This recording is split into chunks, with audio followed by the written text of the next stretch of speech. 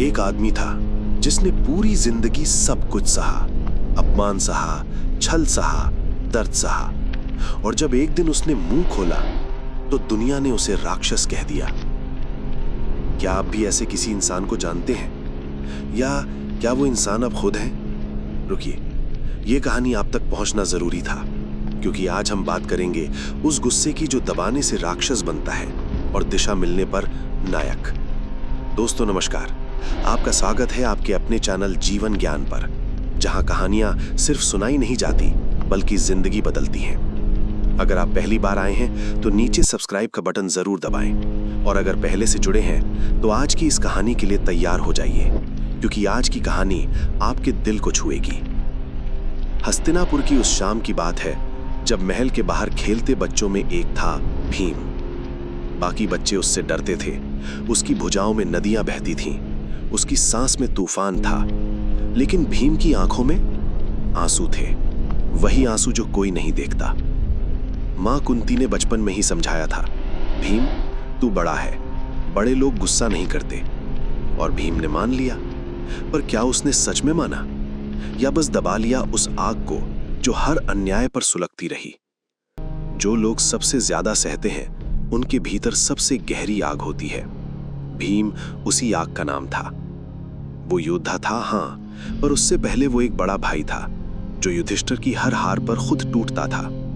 एक छोटा भाई था जो नकुल सहदेव की हंसी देखकर मन ही मन मुस्कुराता था। एक पति था जो द्रौपदी की आंखों में सम्मान देखना चाहता था, भिक्षा नहीं। जब लाक्षागृह में आग लगाई गई तो भीम ने अपनी मां और भाइयों को कंधों पर उठाया। उस रात उसने रोया नहीं क्योंकि भाइयों को डर ना हो, उसने चिल्लाया नहीं क्योंकि मां घबरा ना जाए, पर भीतर भीतर कुछ टूट गया था। दुर्योधन की वो हंसी उसके कानों में बसी रही, धृतराष्ट्र की वो चुप्पी उससे भी ज्यादा चुभी। गुस्सा बुरा नहीं होता, गुस्सा तो बस एक ऊर्जा है, अपने अधिकार पर चोट की प्रतिक्रिया। वनवास के 13 साल, हर रोज नई परीक्षा, और हर रोज भीम से कहा जाता, धैर्य रखो, समय आएगा। धैर्य, उस आदमी से धैर्य मांगा जा रहा था जिसने अपनी पत्नी का अपमान खुली सभा में देखा था। और यही होता है आज भी।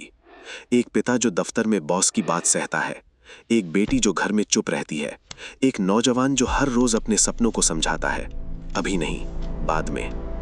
उन सब के भीतर भी एक भीम पल रहा है। दोस्तों, अगर ये कहानी आपके दिल को छू रही है तो अभी लाइक करें और जीवन ज्ञान को सब्सक्राइब करें। आपका एक सब्सक्राइब हमें और कहानियां लाने की ताकत देता है। फिर वो दिन आया, दुर्योधन ने द्रौपदी को सभा में खींचकर लाने का आदेश दिया।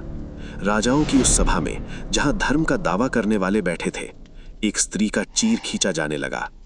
भीम बैठा था, बांधा गया था युधिष्ठिर के वचन से, पर उसकी आंखें वे जल रही थी।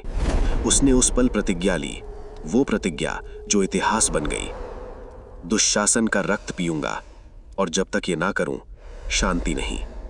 लोगों ने कहा यह राक्षसी प्रतिज्ञा है, लेकिन क्या किसी ने पूछा वो क्षण क्या था जब एक इंसान के भीतर ये आग जागी? क्या भीम ने खुद से ये चुना, या समाज ने उसे इस जगह तक धकेला?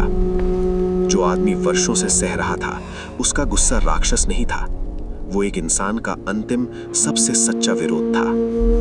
आज का भीम सूट पहनकर मेट्रो में खड़ा होता है। वो बॉस की बात सुनता है और चुप रहता है क्योंकि नौकरी जाएगी। वो रिश्तों में सहता है क्योंकि घर टूटेगा।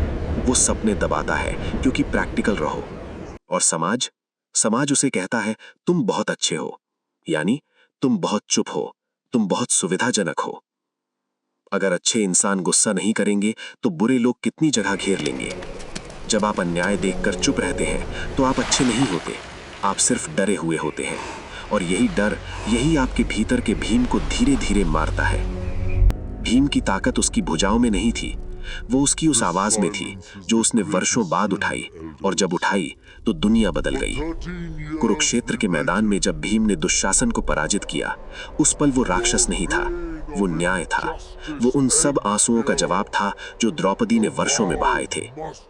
गुस्सा जब बदले से जलता है वो विनाश है, पर गुस्सा जब अन्याय के खिलाफ खड़ा होता है वो जागरण है। गुस्सा दबाना मत सीखो, उसे संभालना सीखो। उसे दिशा दो और देखो, वही गुस्सा तुम्हारी सबसे बड़ी ताकत बन जाएगा। भीम आज भी हम सबके भीतर है, हर उस इंसान के भीतर जो सह रहा है पर टूटा नहीं है, हर उस आदमी के भीतर जो चुप है पर बेजान नहीं है। बस जरूरत है उस भीम को पहचानने की, उसे गलत न समझने की, और जब समय आए तो उसे खड़ा होने देने की। भीम का गुस्सा विनाश नहीं था, वो आत्मसम्मान का रूप था।